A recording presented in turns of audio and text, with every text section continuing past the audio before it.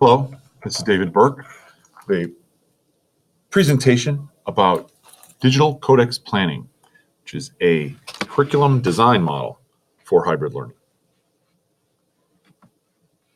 It's called codex because the codex was a type of publication that has many layers. And as you'll see in our model, it has many layers as well. Digital codex planning tries to support the instructional design efforts of teachers when they design hybrid learning systems, want to empower learners and integrate assessment into this process. Three distinct phases of digital codex planning are generating a virtually unlimited number of learning targets by aligning different sets of national level standards and merging the performance indicators into a new learning target. From there, we take that single learning target and we design a grid or an activity plan that promotes higher order thinking and generates evidence of learning. Finally, we want to bake in some assessment functionality to assist in measurement and transparency.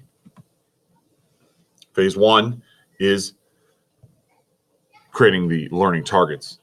Really, this is designed for authentic projects. Think of a unit as the thing that binds all of the codex planning grids. We want to engage teachers, get them involved in ownership and really understanding what it means to create.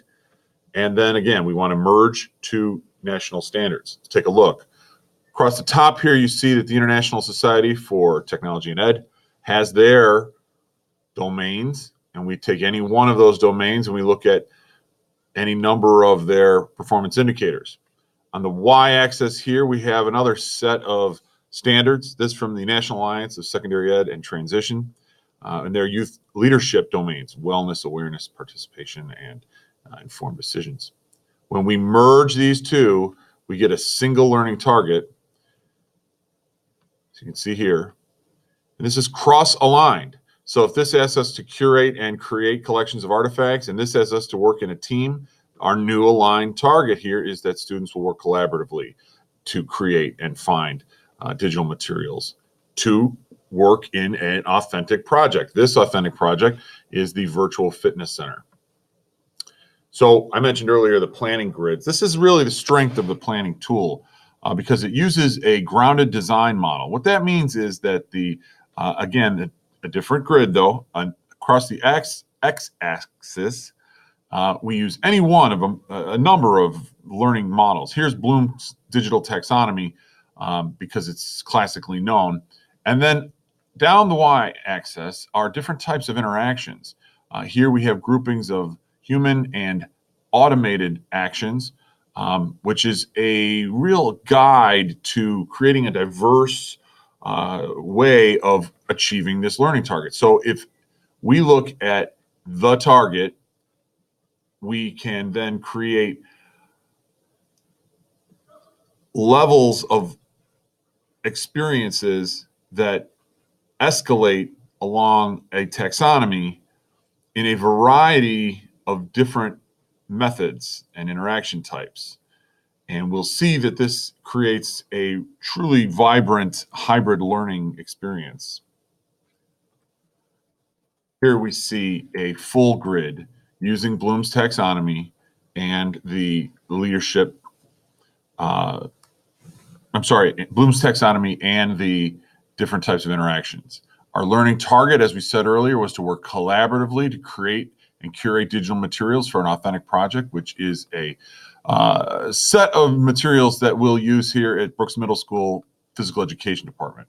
So we're going to talk about the process of creating learning objects for teachers to use as teaching instruments for other students. So we, again, take a look at any one of these. Let's talk about applying, for instance. If we look down at applying, all of these are applied ways that you can get to evidence of learning this target by working with other people and producing. So let's take a look. Applying, we want to show the teacher, so because we're right here in an interaction with the teachers. Here we have learners to learners. where using your task ideas, develop an action plan to make it happen. So we're collaborating and we have an action plan to produce.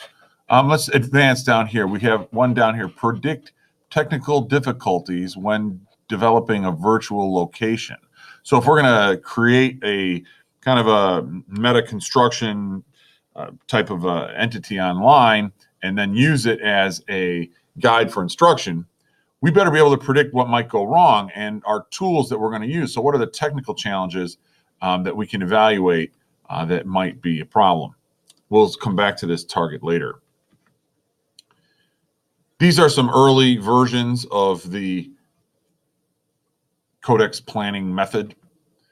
You can see that there's ways to choose a particular type of interaction or focus on a particular stage of learning. This is a well-developed planning grid for the target of genuine leadership, authentic leadership. Here we see a different and kind of an upgraded model because we, across the top here, for our grounded theory, we do not use a theory necessarily. Here we look to the next generation science standards for their guidance, and they propose that there are 8 practices that create strong learning skills. It shifts the mentality away from a single skill to a set of practices. It's science oriented, which aligns to the target here that was generated for a virtual aquarium project. So we wanted to go with a science base. And the stages here, not really stages necessarily, they're not hierarchical. Any one of these practices can be co-applied or applied separately. Here's the virtual aquarium project. We took a target directly from next generation science standards. Sometimes you don't have to create everything. If it's appropriate, you can use what they have. And in this case, we have an excellent learning target. And all of these activities right in here use a variety of different practice sets, practice skills, and again, diverse interaction types, whether it's human or non-human. The learner can choose which activities satisfy their curiosity, and they can collaborate with others, and they can try new tools.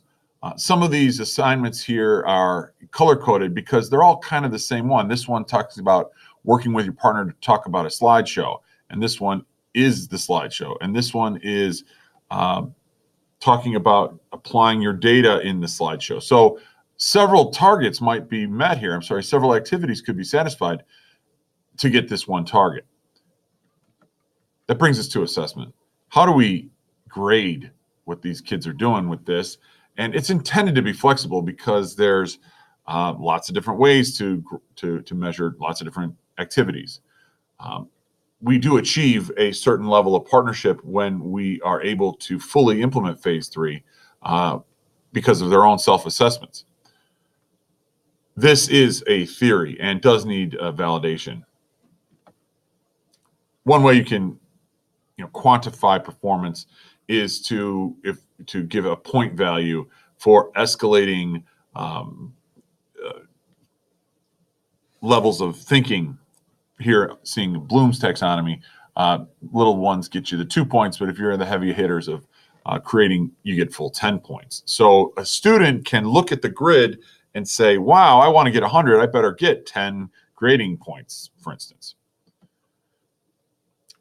Each activity could have its own self-assessment rubric. Again, we go back to the virtual aquarium project where we wanted to predict technical difficulties. So let's say he chose or she chose this activity, and then they do it, they create the list, or they do what they wanted to do with predicting, and then they assess themselves. Well, how did you do?